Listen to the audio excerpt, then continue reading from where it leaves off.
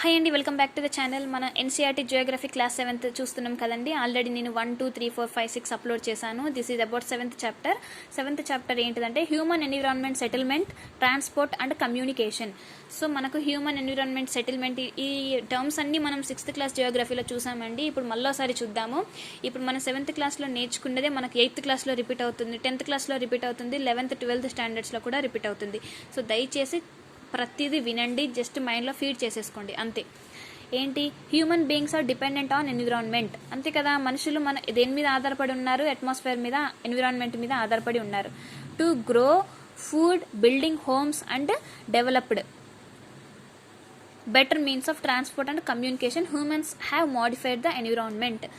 ఫుడ్ని పండించుకోవడం కోసం, తిండి కోసము, మనకి ఇండ్లు నిర్మించుకోవడం కోసము, ట్రాన్స్పోర్ట్ కోసము, కమ్యూనికేషన్ కోసము మన ఎన్విరాన్మెంట్ని బాగా మోడిఫై చేసుకున్నాం. Settlements are places where people build their homes. Settlements అంటే ఏదో కాదండి. సెటిల్మెంట్ అంటే ఒక ప్లేస్, మనుషులు ఎక్కడైతే నివసించారో సో దాన్నే మనం సెటిల్మెంట్ అని అంటాం. ఇప్పుడు మీరు ఎక్కడ సెటిల్ అయ్యారో అని అంటారు, అంటే మేము హైదరాబాద్లో సెటిల్ అయ్యాము అంటాం.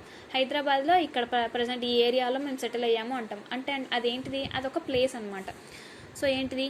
The settlement earlier grew near the river valleys as water was easily available and land was fertile.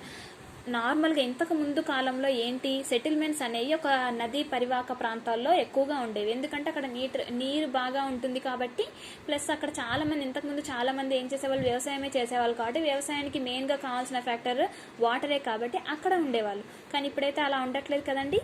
Settlements can be permanent or temporary. Settle అవ్వడం అంటే టెంపరీగా అయినా ఉండొచ్చు, పర్మనెంట్గా అయినా ఉండొచ్చు. మన సొంతంగా ఇల్లు కట్టుకుంటే పర్మనెంట్, లేదు రెంట్కుంటే టెంపరీ, అంతే కదండి. In permanent settlement, people build homes to live in. Settlements can be rural or urban. Rural settlements can be compact or scattered. People in rural areas practice agriculture. In urban area, people are mostly engaged in services. ఏమంటున్నారంటే permanent సెటిల్మెంట్లో people ఏంటి, ఖచ్చితంగా ఒక ఇల్లు కట్టుకొని ఉంటే అది మనకు పర్మనెంట్గా నివాసం అయిపోతుంది, లేదు అని అంటే టెంపరీగా అవుతుంది అని అంటున్నారు. సెటిల్మెంట్స్ అనేవి కాంపాక్ట్గా ఉంటాయి, స్కాటర్డ్గా ఉంటాయి.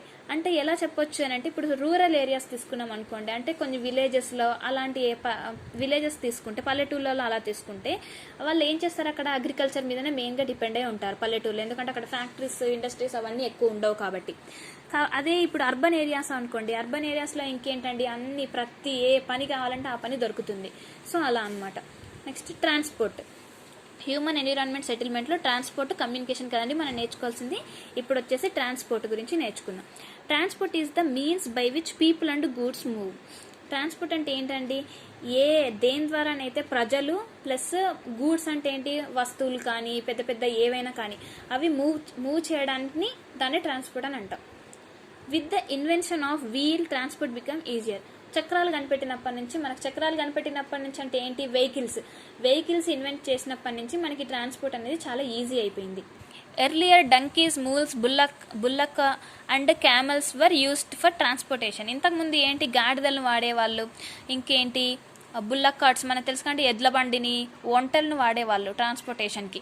Earlier traders look land route or sea route for transportation. ఇంతకుముందు ఏంటి, ట్రేడర్స్ అంటే వాణిజ్యం చేసేవాళ్ళు ఉంటారు కదా.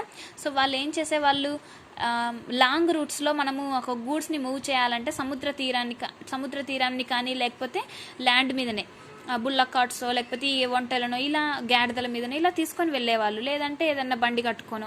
సో అలా. Now it takes only 6 to 8 hours to travel from India to Europe.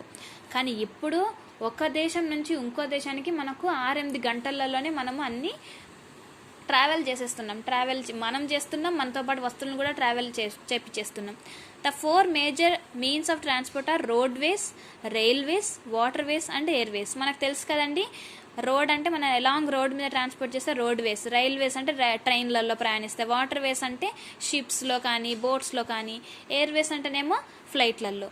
First roadways category చూద్దాం. The most commonly used means of transport especially for short distances are road. మనం తక్కువ డిస్టెన్స్ జర్నీ చేయాలనుకోండి. ఇప్పుడు నేను హైదరాబాద్లో ఒక పలానా SR Nagar నుంచి ఇప్పుడు నేను వేరే కోటికో అబిట్స్కో వెళ్ళాలనుకున్నా, అప్పుడైతే నాకు ట్రైన్ అవసరం లేదు, ఫ్లైట్ అవసరం లేదు కదండి. నేను బై రోడ్ మీద వెళ్ళిపోవచ్చు బస్సెస్లో. నెక్స్ట్ రైల్వేస్ అంటే ఏంటి? Carry heavy goods and people over long distances quickly and economically.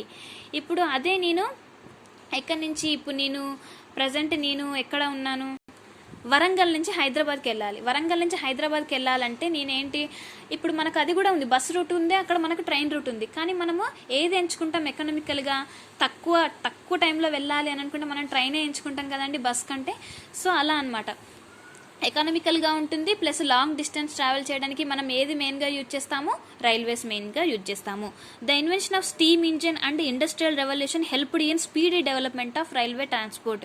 మనకి స్టీమ్ ఇంజిన్ ఎప్పుడైతే ఇన్వెంట్ అయిందో అప్పటి నుంచి మనము రోడ్ వేస్ కంటే ఎక్కువ రైల్వేస్ని మనము యూజ్ చేస్తున్నాము.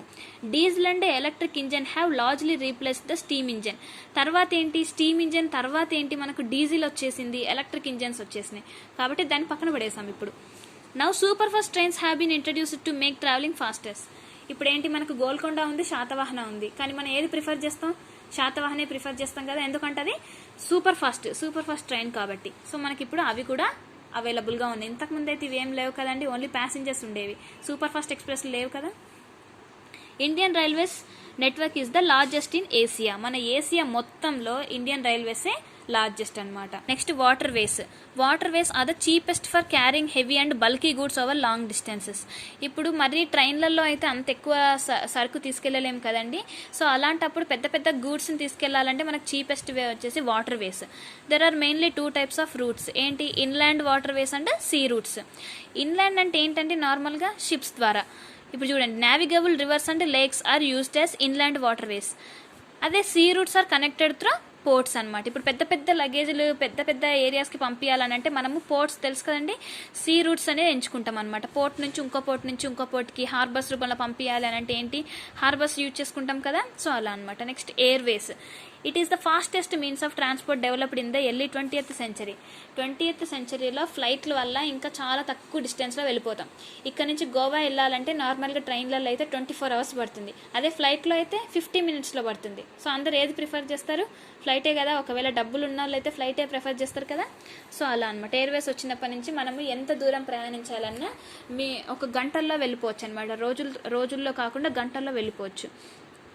So some major airports in the world are Delhi, Mumbai, New York and London, Paris, Frankfurt and Cairo. So ఇవి వచ్చేసి మేజర్ ఎయిర్పోర్ట్స్ అనమాట.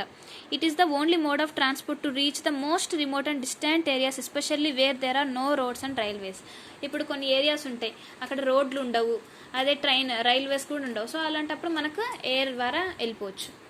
నెక్స్ట్ కమ్యూనికేషన్, సమాచార కేంద్రాలు. It is the process of conveying messages to other. అంతే కదండి, ఒక మెసేజ్ని మనం పంపించాలంటే దాన్ని కమ్యూనికేషన్ అంటాము. Different modes of communications are used to provide information to educate as well as entertain. మనకి ఏంటి, ఎడ్యుకేట్ చేయడమే కాదు, ఎంటర్టైన్ చేయడానికి కూడా మనకు చాలా రకాలుగా మనం యూజ్ చేస్తాం. డిఫరెంట్ మోడ్స్ ఉన్నాయి, అవి ఏంటో చూద్దాం. News papers, radio, TV. We can communicate with a large number of people. They are called mass media. ఇప్పుడు న్యూస్ పేపర్స్, ప్రతి ఒక్కరు న్యూస్ పేపర్ చూస్తూ ఉంటారు కదండి. రేడియో, ఇంతకుముందు రేడియోస్, ఇప్పుడు ప్రతి ఒక్కరి ఇంట్లో టీవీ. సో ఇవన్నీ ఏంటి, ఇవి మనము లార్జ్ నెంబర్ ఆఫ్ పీపుల్ని కమ్యూనికేట్ చేయడం కోసం, ఎంటర్టైన్ చేయడం కోసం మనం ఇవన్నీ యూజ్ చేస్తాం. సో దాన్ని మాస్ మీడియా అని అంటాము. So satellites, internet, wireless telephone are main modes of communication. మరి కమ్యూనికేట్ అవ్వాలంటే మనకి ఏదో ఒక సాధనం ఉండాలి కదా, మధ్యలో వాహకం ఉండాలి కదా. సో అవేంటి, శాటిలైట్స్. మనం టీవీలు చూస్తున్నామన్నా ఏమంటారు, ఇలాంటివన్నీ మనం పంపించాలి అని అన్నా కూడా మనకు శాటిలైట్స్ కావాలి. ఇక్కడ నుంచి అక్కడికి మెసేజ్ పంపించాలన్నా మనకు ఇంటర్నెట్ కావాలి, అంతే కదండి. మన సోషల్ మీడియాలో కావాలంటే ఇంటర్నెట్ కావాలి, వైర్లెస్ టెలిఫోన్స్ ఉన్నాయి. ఇవన్నీ ఏంటి, ఇవన్నీ main modes of communication. Question and answers చూద్దామండి. What are the 4 means of transport? Roadways, railways, waterways and airways. What do you understand by the term settlement? Settlement అంటే ఏంటంటే ఇట్ ఈస్ ద ప్లేస్ అని మనం discuss చేసాం కదా, where people build their house which can be permanent or temporary. So ఇవి ఎందుకు ఫాస్ట్గా చెప్తున్నానంటే క్వశ్చన్ అండ్ ఆన్సర్స్ ఆల్రెడీ మనం డిస్కస్ చేసాం కాబట్టి, అండ్ వీడియో కూడా లెంత్గా అయిపోతుందని చాలా ఫాస్ట్గా చెప్పేస్తున్నాను. What are the activities practised by rural people? Rural people చేసే పనులేంటి? అగ్రికల్చర్, వ్యవసాయం చేస్తారు, చేపలు పడతారు, ఫారెస్ట్రీ ఉంటుంది, క్రాఫ్ట్స్, చిన్న పనులు చేసుకుంటారు, ట్రేడింగ్, వాణిజ్యం, వ్యాపారాలు. Mention 2 merits of railways. Railways వల్ల మీరు 2 meritsని చెప్పండి అంటున్నారు. It can carry heavy goods and people over long distances quickly. It is cheaper and hence economical. Cheaper కదా అండ్ ఎకనామికల్ కూడా.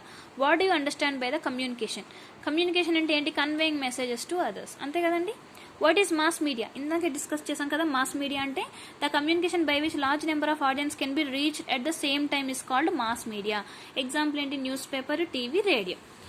So this is about chapter 7 అండి, human settlement, transport and communication.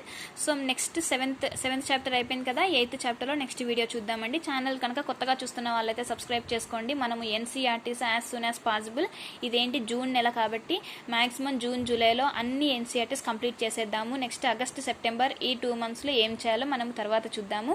So present అయితే NCERTs complete చేయడం ఒక్కటే నా main aim కాబట్టి నాతో పాటు మీరు చదవండి, మీ యూపీఎస్సీ ప్రిపరేషన్ ఈజీగా చేసేసుకోండి. Thank you so much for watching this video. See you next video. Bye bye.